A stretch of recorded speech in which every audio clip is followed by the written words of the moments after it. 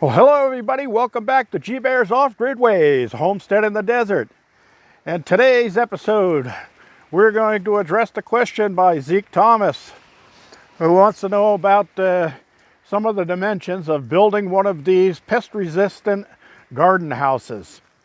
And he says he'd like to copy it, and that's fine with me. You guys can copy anything I do. I'm not holding any patents on this stuff. I'm just basically surviving in the desert. Well, a little more than surviving. Anyway, let's get right down to business here. He noticed that I did use a mixture of different size woods. Okay, so we're gonna get into that right now. All right, so corners. I use 4x4s. Want the extra strength at the corners. They're gonna, well, my wind comes from that direction. So I started with the 4x4s here, and I got one in the center on this side also, which also worked out to be the doorway.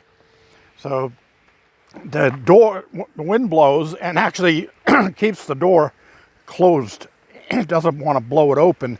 If I had this on the other side, it would be constantly trying to push this open, be a strain on the door. So I put the outside of the door facing the wind, okay? So it opens outward, and the wind blows it up against my stop here, which is just a 2x2. On this side of the door, I used just a 2x4 to fit the size of the door I was putting in. And then, of course, I put this little piece of scrap plywood up, made a little box here to hold some of my tools and stuff like that. And I also have my solar battery in there, so I can clamp onto these screws right here and run my pump. But something happened, that switch burnt out, it doesn't work anymore. So I'll have to take that apart. All right, back to construction. So, general sizes, okay? For one, it's 8 feet, 3 inches tall. That's because those are 8-foot 2x4s. And then the 2x4 top and bottom laying on their side are 1.5 inches each. That's another 3 inches, so it's 8 feet, 3 inches from the ground to the top wire. Well, actually 4.5, because I put the other 2x4 on top there. All right, so when I first built this, I built this first section just up to that 4x4.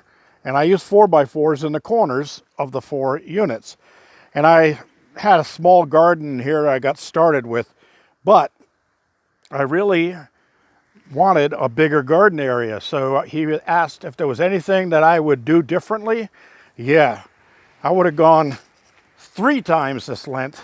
I added on another section there, which is the same size as the first section, but I would have added another one on that all at the same time so that I could have a really, really long garden and I could separate it. So this side of the garden would have certain plants in it, and then the other side where I'd have a gap between the boxes, and then the other garden down there would have other plants, and then I could work back and forth for seasonal crops. So I will be adding on as time goes on, but for right now, I've got plenty of food to keep myself nourished here. All right, so back to sizes. So these are 16 feet long, and I got 2 sections, which is a total of 32 feet. And then 8 feet tall. Now on this side, I went 14 feet wide. Another thing I would have done a little different was I would have gone 16 feet wide. The extra 2 feet would have came in handy for places like little narrow walkways like this, okay? The other thing I would have done was the planter boxes. Instead of having a bunch of separate boxes like that, I would have done the same thing I did to this planter box all the way along that whole side and came out 2 to 3 feet or 2.5 feet, 30 inches or so wide, and had the same height as this one. So I'd have another whole garden section right there. This side I would have left open without doing any boxing on it, so that I just had a walkway to get in and out with my wheelbarrow, with different things that I need to bring in and out. Okay. Also, that 2x4 in the center there, I thought, boy, it'd be nice not to have that there. but it's nice to have it there because it holds the base together at that point, so it doesn't want to separate and spread out from the winds. So that's important. Don't get rid of it. All right, and then of course the supports here are 8-foot supports, and I got those fastened to my box, and they help hold up the roof 2x4s, which are 14 footers. Of course, I'd like them to be 16 footers. So those are just a few different things. All right, so this rail board that runs along at that height, that is 6 feet to the top of the 2x4, okay? And the reason that's 6 feet is because this aviary wire right here, which has these little 1/2-inch openings in it, this is not chicken wire, this is aviary. This is what you would use to build a cage if you were raising birds like finches and things like that for profit. And the birds can't get through this, but the little bugs can. Of course, not with my shade screen on there, but there are areas that are open where the bugs can get in and do the pollinating. All right, so those are at 6 feet because the wire comes in a 6-foot roll. So I could stand the wire roll up and wrap the whole thing all the way around. Of course, it would have been nice to have both sections done in the very first part, so I could have just used one whole roll to wrap around and then did the second roll on the top. Now what I did on the top was, instead of wrapping around this way, I went overhead this way. And that's why I have these overhead pieces here. You can see that's where the wire seams. So every 6 feet down the line, I had to put a roof 2x4 to have a seam area where I could put the two wires together on top of that. All right. Another thing that I would have done is to make it easy to seal that seam, because I had birds getting through, is after I put the wire on, I would have laid another 2x3 or something like that, even a 2x2 or a 1x or whatever, right over the seam, and shot a couple of screws in there so something solid was holding the wire at the seams down so that they wouldn't blow open and flap, okay? That's about it. Let me get into the box sizing.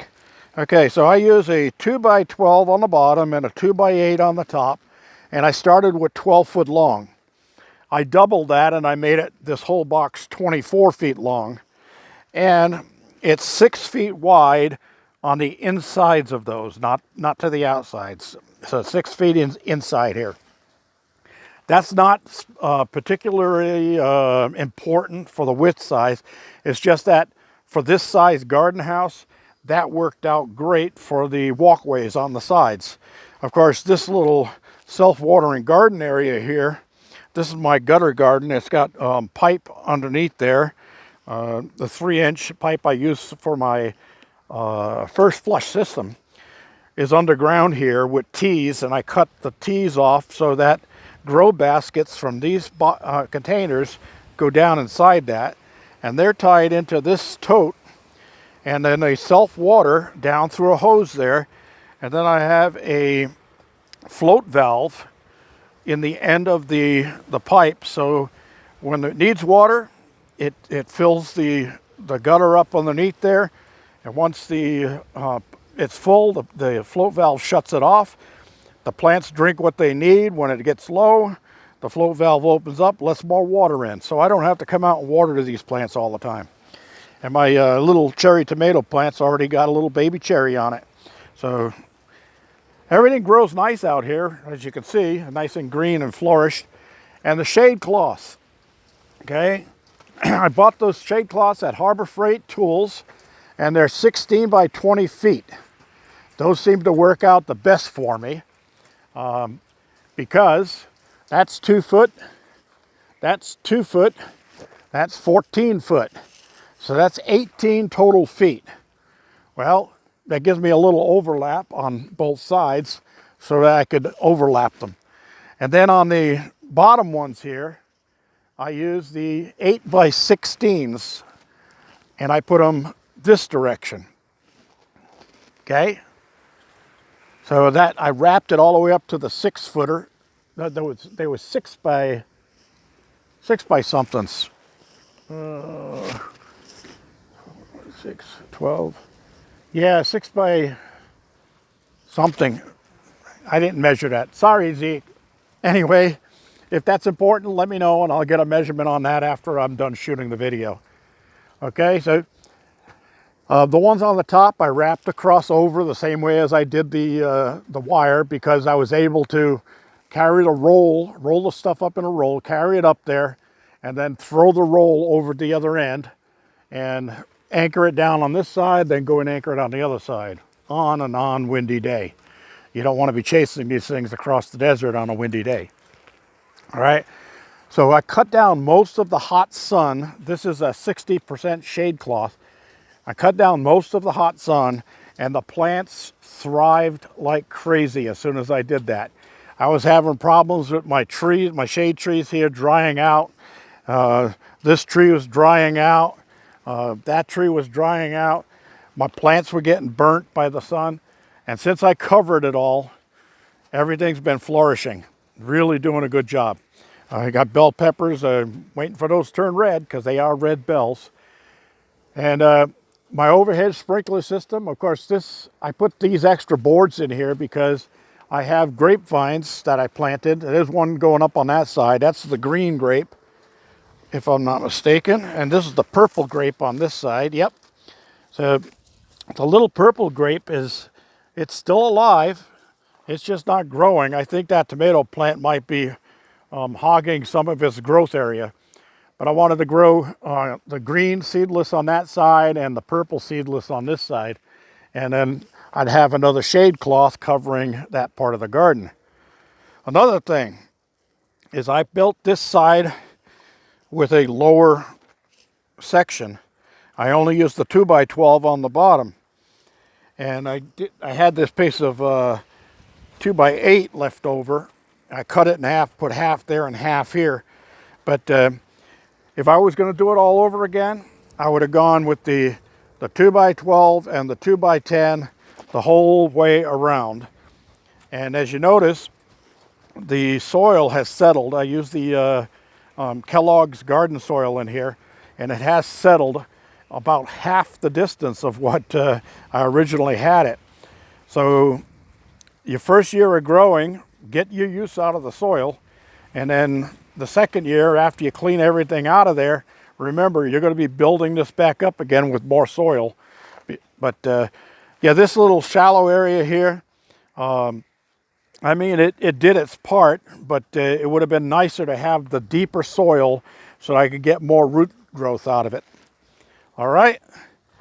I hope that's all you need there, Zeke. Oh yeah, I used 2x3s over here just because at the time money was tight, and they work just as well.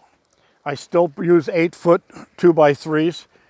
But one other thing is in the corners, you want to put your angle corbels.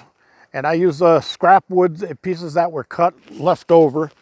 And I actually did buy one 8-footer to make a few more. And I have some laying around here I haven't put up yet, because it really should have some in this corner, that corner, and one going this way in the center, so that I get a little bit more support out of this. It's pretty solid. It's not going anywhere. I'm yanking on that right now, and that ain't going anywhere. So it held up well. I will put those corbels in those corners when I get a free chance, probably, but when I start extending this out and going another 16 feet out that way, and adding more garden to this. And then I'll be having my little farmer's market set up out here on the road, and the neighbors can drive by and pick up fresh vegetables in the summertime, and fruit, if the fruit trees all take. And that's what I'd like to do down on that end, is on the other garden, is use half of it just for fruit trees. And oh yeah, wire on the ground too. Don't forget to use the aviary wire on the ground, because the little desert ground squirrels and the tunneling little suckers will come up from underneath, get to the roots of your plants, and wipe them out. I've noticed that a couple of them tried to get in here, and there were some tunnels that had come under from this side over here, and they had tunnels coming under here right to this point, but they couldn't get up underneath because even underneath the garden has the wire. Okay, so you definitely want to do that. That's it. G-Bear reminding you, give me a thumbs up down there. Don't forget to subscribe if you haven't, and don't forget to share with your friends. This is G-Bear signing off.